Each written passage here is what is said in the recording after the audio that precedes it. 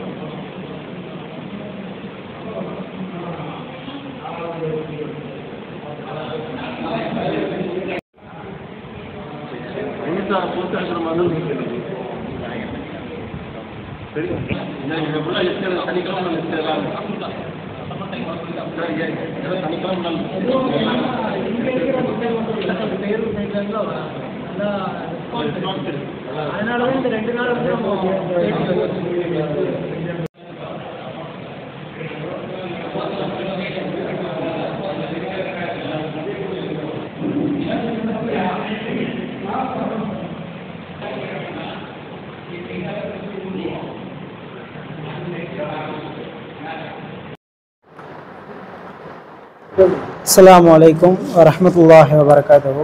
ஏக இறைவனின் திருப்பெயரால் தமிழ்நாடு தவ்ஹீத் ஜமாத் குனியமுத்தூர் கிளையின் சார்பாக ஏராளமான சமுதாய பணிகள் செய்து வருகிறோம். அதில் ஒரு அங்கமாக ஆதார் முகாம் கடந்த 5 நாட்களாக நடைபெற்று கொண்டிருக்கிறது.